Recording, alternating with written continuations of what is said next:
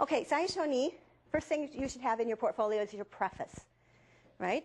And then the 自己評価, the weekly self-evaluation sheets in order. After that, you should have your assessments. Jackie, can you please tell me about your process for developing student portfolios and student-led conferences? We spend about 15 minutes at the most every Friday.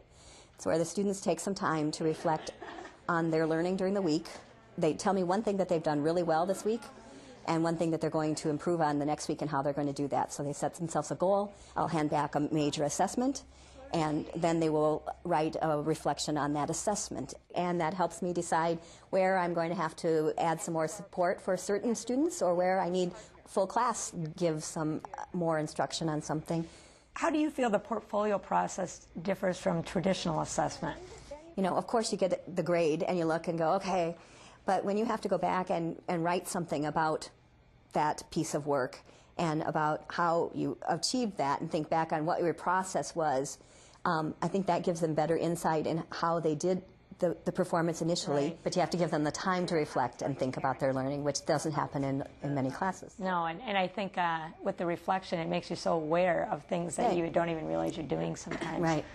It's a good motivator, I think, for, progressing as far as your goals are concerned.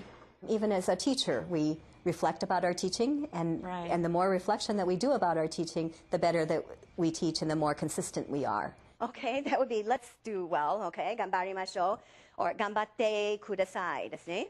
Okay, so think of those types of things to say to your partners as you're going through the portfolios. Partners, どうぞ. Here are my quizzes and test scores, 25 out of 25. Here's some examples of homework. And here's my second quarter. Very good. I feel I'm doing well, but I can increase on such stuff as pronunciation and using larger vocabulary. So that is my portfolio.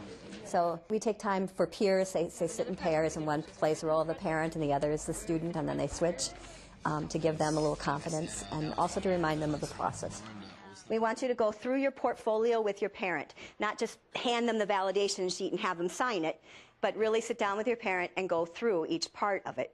And then these are our self-evaluations, and this is the most recent one. But were students nervous about the idea of having to communicate how they're doing in a class with their parents, taking on this role that would normally be the teachers?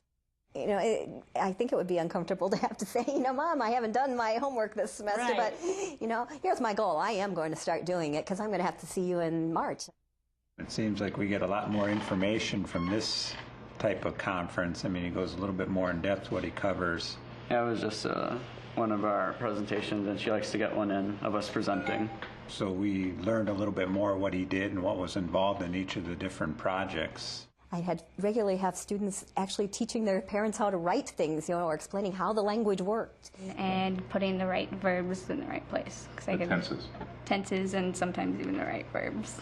Imagine how powerful that is, right. Because if you teach something or you explain something, you really know it. We kind of had to answer this basic questionnaire, why we take Japanese and how we feel we're doing in Japanese.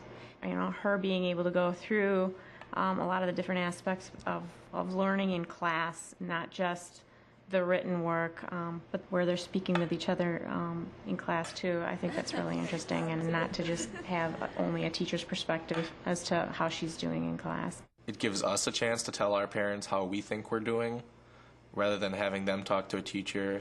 It's nice to do that rather than having them ride your back about getting homework done or getting good grades on tests, and we can just sit down and talk about it maturely and see what's good and see what's bad, see what needs improvement. It is amazing to see the focus, the eyes that meet each other, and to watch the parent just beaming because they're so proud of their student. Probably the thing I was most pleased about is that he is so driven by his own self-accomplishment, and it's fun to hear him say how much he enjoys doing it for those same reasons instead of us pushing him or his teacher saying, come on, you can do it. It's really about the student. It's really about the student. That's the most important thing. And they're really the one leading the conference. Yeah. So. Are you practicing those at home? Yep. Okay. One conference, I had the student's older sister and a brother too, and I never met the parents. So for the first conference when I had this third child, she hauled her dad in there. He wasn't happy about having to come to school because he didn't do conferences at the high school level. That was just, you know, something he did at elementary, and he thought he was done with that. It was Right. pretty much. By the end of that conference, he was in tears. He was just choked up. He said, I haven't sat down and talked to Heidi like this since she was a little kid. And so that was a real special moment. Yeah. I've often said that I would never do conferences in the old way again, because this is, to me, this is the way to go. It's the improvement that the student makes later on. That really, for me, that's what makes it worthwhile. とても難しいですね、大輔さん。でも英語でどうぞしてください。Not soba. That's what you eat, right? Portfolios and student-led parent conferences foster motivation and accountability and capture performance and progress over time. Review of that progress provides a sense of accomplishment to the learner and informs future teaching and learning. Feedback not only guides the teacher's instruction, but also the student's improvement. Students take responsibility for profiling their learning, keeping track of progress, and setting goals.